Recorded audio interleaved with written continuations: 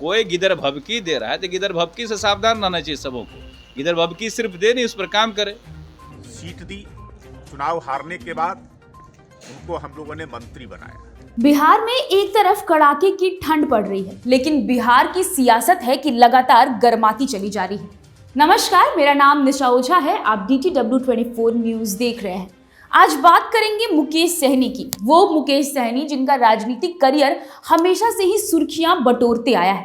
आपको बता दें कि यूपी चुनाव को लेकर के आज उन्होंने अपने 24 उम्मीदवारों के नामों की घोषणा कर दी है। लेकिन फिलहाल बात ये उठ रही है कि मुकेश सहनी बीजेपी से थोड़ा खफा चल रहे हैं। यही कारण है कि बीजेपी उनको यूपी चुनाव में समर्थन नहीं दे रहा है।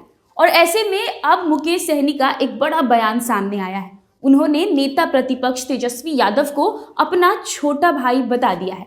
अब कल तक जो मुकेश सहनी तेजस्वी यादव को पीठ में छुरा घोंपने वाले बता रहे थे, वो तेजस्वी यादव अचानक से उनके छोटे भाई कैसे हो गए, ये सोचने वाली बात है। लेकिन फिलहाल ये बिहार की राजनीति है, यहाँ कभी भी कुछ भी संभव है। लेकिन आपको बता दें कि इसी बीच बीजेपी की लगातार बयानबाजी शुरू है। एक तरफ बीजेपी के कुछ नेता ये भी कह रहे हैं कि मुकेश सहनी जी, आप बयानबाजी मत करिए, आप सीधे पार्टी को छोड़ दीजिए। वहीं दूसरी तरफ कुछ लोग ऐसे भी हैं जो ये कह रहे हैं कि मुकेश सहनी को बैठकर बात करने की जरूरत है, क्योंकि उन्होंने चुनाव हारा, उसके बाद भी उनको मंत्री पद दिया गया है। तो एनडीए ने हमेशा से मुकेश सहनी का साथ दिया है। इसको लेकर के अब बीजेपी के अलग अलग नेताओं और वक्ताओं का बयानबाजी सामने आ रहा है। और उनका कहना है कि बिहार में हमारे बदौलत सरकार चल रही है, अगर इतना ही दिक्कत है तो हम अपना समर्थन वापस ले लेते हैं। इसमें देर किस बात की? कोई देर है? औकात की बात भी कर रहे हैं कि हमारे ही औकात से चल रही है बिहार में। वो अच्छी बात है, जो लोग बोलते हैं वो देर क्यों करते हैं? उनको जब अगर बोलते हैं तो उस पर काम करना चाहिए। उन्हीं से पूछिए ये बात। कोई गिदर भभकी दे रहा है तो गिदर भभकी से सावधान रहना चाहिए सबों को। गिदर भभकी सिर्फ दे नहीं, उस पर काम करे। फालतू का गिदर भभकी किन्हीं को देना नहीं चाहिए। जब महागठबंधन के साथ थे तो चुनाव के समय में उनको अपमानित किया गया। उनको जब सीटों का बंटवारा हो रहा था तो उसमें उनके सीटों का जिक्र नहीं किया गया, उनका नाम तक नहीं लिया गया। लेकिन जब वहाँ से अपमानित होकर के आए, हम लोगों ने उनको सम्मान किया।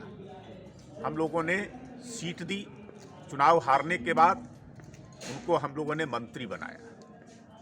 इस एनडीए गठबंधन में जितना उनको सम्मान मिला है, शायद उतना सम्मान कोई दूसरा गठबंधन नहीं दे सकता है। लेकिन उसके बावजूद अगर उनके मन में किसी बात को लेकर के पीड़ा है तो हम बैठ कर करके आपस में मिल बैठ कर करके और उन पीड़ा को दूर करेंगे। और गठबंधन एकजुट है, सरकार मजबूती से बिहार के लिए काम कर रही है, बिहार के विकास के लिए काम कर रही है और इसको किसी कीमत पर। बयानबाजी का दौर है, गुजारी है। आपके भी प्रदेश अध्यक्ष बोल रहे हैं कि शराबबंदी की समीक्षा बैठक तो होनी चाहिए। मांझी जी मांग कर रहे हैं कि अब खोल देना चाहिए।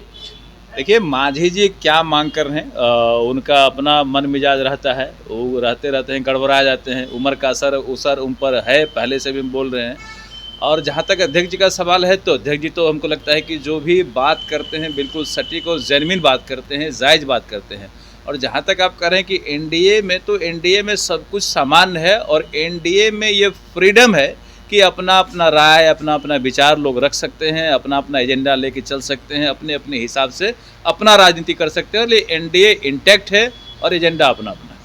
लेकिन जेडीयू विधायक हैं, वो तो कह रहे हैं सर कि अगर दिक्कत है शराबबंदी वाले मामले में तो बीजेपी अलग हो जाए, क्या दिक्कत है? यही बात तो उन पर भी लगता है। अगर कोई ऐसा बोलते हैं तो ये बात उन पर भी लागू होता है। उन्हीं को बोलिए पहले निकल लें।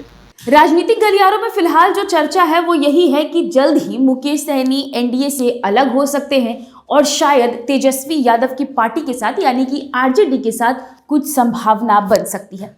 बहरहाल आप तमाम बड़ी खबरों को देखने के लिए यूं ही हमारे चैनल के साथ बने रहिए। तब तक के लिए बहुत बहुत शुक्रिया।